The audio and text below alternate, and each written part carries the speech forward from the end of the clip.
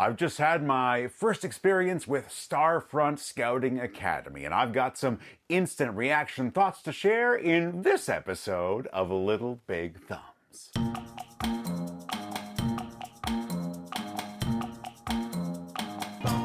Trash Dash was one of our favorite kid-friendly games that we played all last year. It's a truly delightful card-driven racing game with some adorable artwork and some amazing meeples. So when the folks at Shiny Pigeon Games asked me to take a peek at their newest game, it's a print-and-play, roll-and-write game, I absolutely had to get in on that action.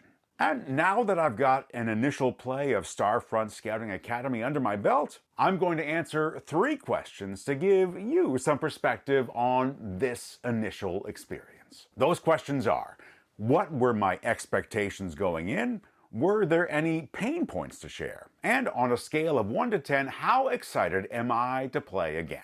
Before we get to those questions and answers, though, let's take a minute or two to condense Starfront Scouting Academy into a very quick gameplay overview. In Starfront Scouting Academy, players are using dice-powered devices to explore the mountains, dunes, forests, and rivers of an uninhabited planet, looking to stand out as the most impressive class cadet. The game is comprised of 3 main printable sheets: our equipment selection sheet, the planetary map sheet, and the scouting exam sheets. Each player will receive 1 of that last sheet. We will need to provide our own dice, and each player is going to need to have their own uniquely colored marker. Each turn, a player will be selecting 1 or more dice from the 3 available in one of the equipment selection quadrants. Each terrain device uses dice in different ways, but they all ultimately allow us to make marks on the shared planetary map. The numbers we create with those dice, the terrain type we're marking, and the patterns we create on the map will result in potential points on our scouting exam sheet. Selected dice are re-rolled after each turn, and if the central die is used by a player, they need to cross off a scout box at the bottom of their exam sheet.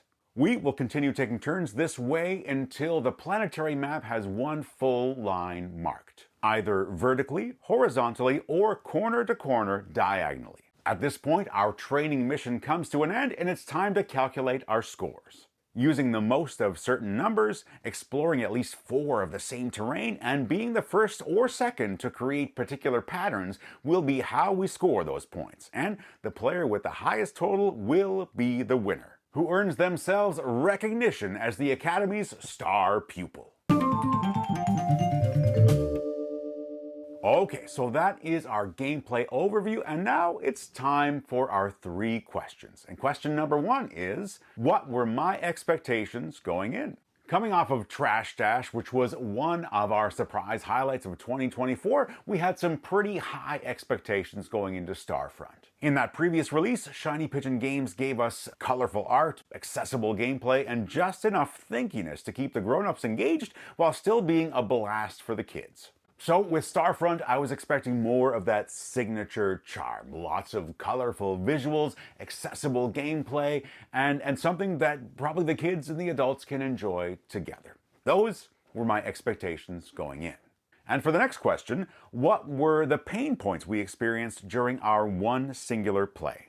Starfront Scouting Academy is definitely a crunchier game than Trash Dash, and there's the potential with all of that planetary pattern making that for younger players this game could wind up being a little bit overwhelming. It's still very accessible, but I'm not sure the same crowd who is going to love the chaotic fun of Trash Dash is going to vibe in the same way with Starfront. Now, there is a way to simplify things right in the rulebook, and that is by dropping one of the 3 categories from the scouting exam sheet. We could remove the number section, but we don't really lose anything from that. If we skip the terrain section, then we're losing out on the special actions, which relieves at least one element of mental consideration.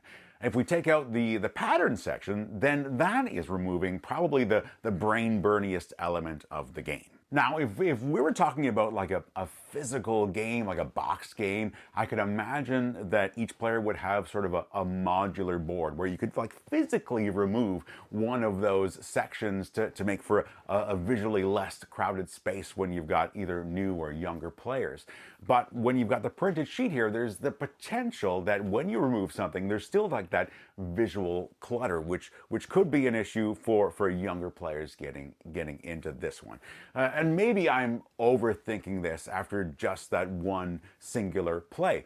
But if we're talking pain points, that's the one I'm going to bring up for this video. And our final question, on a scale of 1 to 10, how excited am I to play again? When we're talking Shiny Pigeon Games, one thing we know for sure is that we're going to get a visually stunning game, and Starfront Scouting Academy absolutely delivers on that front.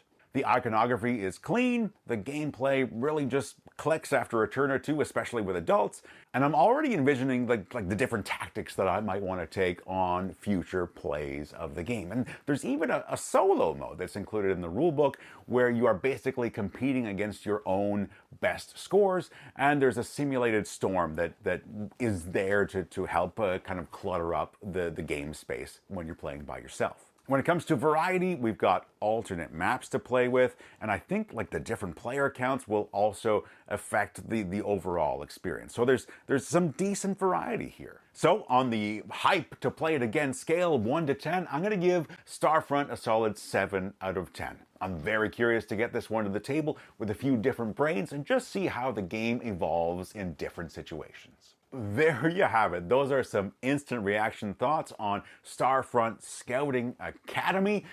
If you have any questions about how the game plays, or maybe some element of the game that we didn't address in this quick video, let us know in the comments and I'd be more than happy to have a chat with you. Thank you to Shiny Pigeon Games for giving us a sneak peek of the game. We'll be sure to include links in the description of the video so that you can learn more about the project if it's something you're interested in. And that's going to wrap it up for today. So thank you so much for watching, and we will be back again soon. And as always, whether you've got little players or big players, make sure that you keep playing games that make your thumbs go way up. Bye for now.